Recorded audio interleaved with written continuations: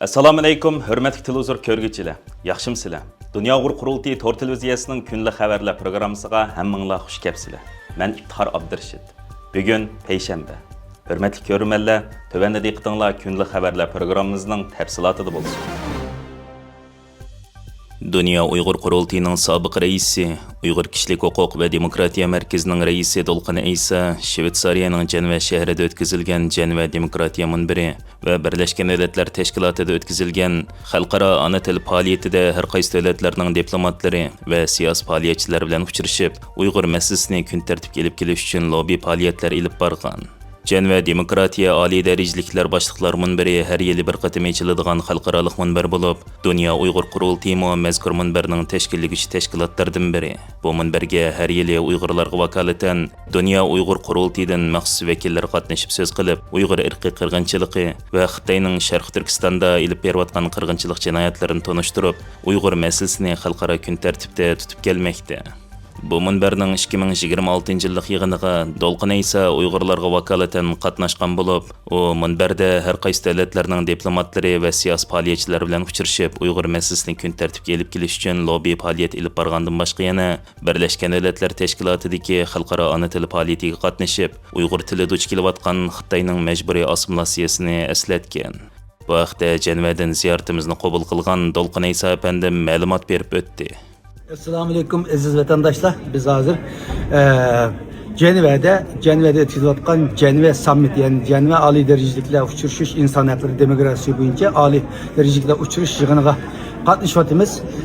Köğününlardaki bir yerde dünyanın her kaysi yerlerinde demokratiya için, insan hakları için küreş kılan insanların isimlikleri, resimlikleri var. Ve bu yerde köylülerdekiler arkamda Reyme Mahmut dostumuz, saktişimiz Reyme'nin çok resmi esilgan Tibetçilerinin her kaysi devletlerindeki ülkeyin Reyme bu munberde söz kılan, onun aldıda Rüşen Abbas söz kılan, onun aldı ben söz kılan, Kalbinur söz kılan, yani Uygur faaliyetçiler her yeri bir yerde söz kılıç arkalık dünyada ve Uygurların avazını, Uygur erkek kırmızısını anlaştırışıyordu.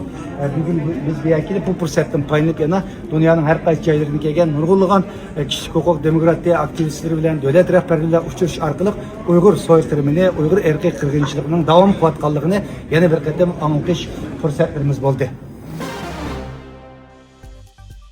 2026 yılı 2. ayının 15. günü faoliyatçılarının Birleşken Devletler Teşkilatı işçidimi Xitayning chegara halqıgan bastırışık uçuravatqanlık haqida Germaniyanın kündülük xabarlar, yani Tagesschau kanalı maxsus xabar e'lon qilib, Xitayning Birleşken Devletler Teşkilatı işçidagi zo'mgarligini yoritib bergan. Stefanie Dot ve Katrin Handel tarafından yazılgan BDT zeminidimi bexatar emas nomli bu cho'ng hajmlik maqolada diktator davlatlarning o'qituvchilarini ve siyosiy faoliyatchilarini hatto Birlashgan Davlatlar Tashkiloti doirasida nazorat qilib, besim qilayotganligini o'tirib qo'ygan bo'lib, BDT kishilik huquq oliy komissari Volker Türkmo buni ARD kanaliga bergan ziyoratida jazmlashtirib, biz qo'rqitish, BDT ichiga kirishni cheklash, chiqishni cheklash, qo'lga olish qatorliq nurg'un tadbirlarni ko'ryapmiz. Bu vaqalar BDT'ning koridorlarigacha yetib keldi. Jenevada kishilik huquq faoliyatchilari tanqidiy dokladlarni bergandan keyin ularning nazorat kuchirayotganligi, qo'rqitilganligi va rasmga tortilganligi to'g'risida xabar berildi deganlarni bildirgan. Tagesschau kanali bu haqda Dunyo Uyg'ur Qurultiyining muavin raisi Zumratayni ziyorat qilgan bo'lib, uning bildirishicha, Xitoy tarafining hatto hojatxonaga qadar egishib kirganligini, BDT'da bir qancha qatim qo'rqitish harakatiga duch kelganligini, rasmga tortilganligini bildirib, men BDT'ga kirganimda ko'z tilayotganligimni bilaman. Bu meni to'liq afsuslantirdi. BDT kishilik huquq faoliyatchilari uchun bexatar joy bo'lishi kerak deganini ta'kidlagan. Navbatda Amerikaning nurg'un xalqaroliq organlardan chekinib chiqishi BDT uchun g'oyat zo'r mablag' bo'shlig'ini paydo qilgan bo'lib, kishilik huquq oliy komissarligi ishxonasimi buning ta'siriga uchragan.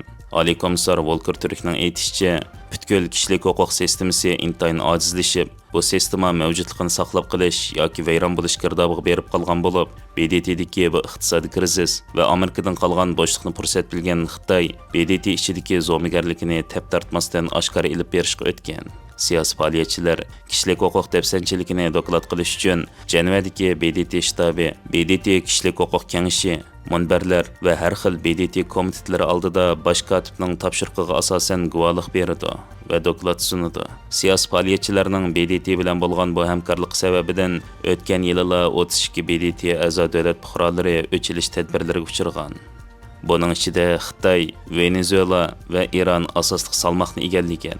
Xitoyning Birlashgan Davlatlar Tashkilotiga besim ishiltishi yangi ish emas. 2022-yili ayni vaqtdagi Birlashgan Davlatlar Tashkilotining kishilik huquq oliy komissari Michelle Bachelet vazifa o'tash muddati to'shishidan bir necha minut burun Xitoyning Sharq Turkistondagi kishilik huquq dafsanchiligi to'g'risidagi dokladini e'lon qilib, intayin zo'r besim haqida so'z qilgan edi.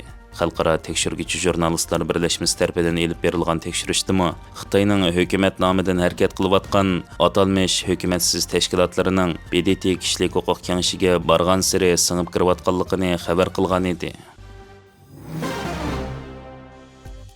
2026-yili 17-fevral kuni Amerika Qo'shma Shtatlari Tashqi ishlar ministrligining alayda taklifi bilan Dunyo Uyg'ur qurultiyining oliy maslahatchisi, Uyg'ur Akademiyasining raisi va tibbiy fanlar tadqiqot olimi Dr. Rishad Abbas Amerika Tashqi ishlar ministrligida o'tkazilgan bir muhim faoliyatga qatnashib, Uyg'ur irqiy qirg'inchiligini to'xtatish va Xitoyni javobgarlikka tortish uchun xalqaro jamiyatni amaliy harakatga o'tishga chaqiriq qilgan.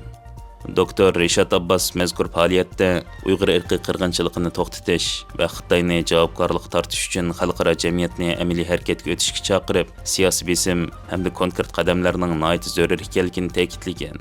Mazkur faoliyat jarayonida Dr. Rishad Abbas Amerika Tashqi ishlar ministrligi va qatnashchilarga navbatda Uyg'ur xalqi duch kelayotgan Xitoyning irqiy qirg'inchilik va sistemalik bostirish siyosatlarini tafsiliy tanishtirib, millionlagan Uyg'urlarning lagerlarga qamalib majburiy emgakka selinishi, diniy erkinlikning cheklanishi, Uyg'ur tili, madaniyati va milliy kimligining yo'qotilish xavfiga duch kelishi haqida tafsiliy ma'lumot berib, xalqaro jamiyatni amaliy harakatga o'tishga, Xitoyga davomli siyosiy besim ishiltib, amaliy tadbir va konkret qadam ilishning mavjud vaziyatning ehtiyoji va nihoyat zarur ekanligini ta'kidlagan. Shuningdek, Dr. Rishad Abbas Uyg'ur Akademiyasining Uyg'ur tili va madaniyatini saqlash, ilmiy tadqiqotlarni ilgari surish hamda yosh avlodlarni yetishtirish yo'lida ilib berayotgan konkret xizmatlarni tanishtirib, muhojiratdagi Uyg'ur tashkilotlarini qo'llash, qo'g'dash, ularning milliy kimligini asrash va kelgusi avlodlarga miros qoldirishning Amerika boshliq demokratik davlatlarning tarixiy mas'uliyati ekanligini ta'kidlab, Uyg'ur xalqining Amerika hukumatidan kutadigan orzu-umidlarini va Amerika hukumatining bu qirg'inchilikni to'xtatish, Uyg'ur xalqining haqliq da'vosini qo'llash va taraqqiy qildirish uchun texnik ko'p kuch chiqarish mas'uliyati borligini eslatgan. Faoliyatning oxirida Amerika Davlat ishlari ministrligining demokratiya, kishilik huquq va emgak ishlari bo'yicha yordamchi davlat ishlari kotibi, Davlat ishlari ministrligida nurg'un yuqori darajalik vazifalarni o'tagan Amerikaning muavin tashqi ishlar ministri Rayli M. Barnes apandi Dr. Rishad Abbas bilan Uyg'ur masalasi haqida suhbat elib berib, xotir suratga tushgan. Dr. Rishad Abbasning bildirishicha, bu uchrashish Amerika Tashqi ishlar ministrligining Uyg'ur masalasiga bo'lgan diqqatining yanada davom qilayotganligini ko'rsatib qolmay, xalqaro hamkorlik orqali Uyg'ur xalqining haqliq da'vosini ilgari surishning muhimligini yana bir qatim namoyon qiladi ekan. Hurmatli ko'ruvchilar, yuqorida diqqatingizga kunlik xabarlar programmamizning tafsilotini sundik. Kelar qatimliq sonimizgacha ko'rishgacha omon bo'lgaysizlar. Stansimizning YouTube kanaliga a'zo bo'lishni unutmang. Xayr xo'sh.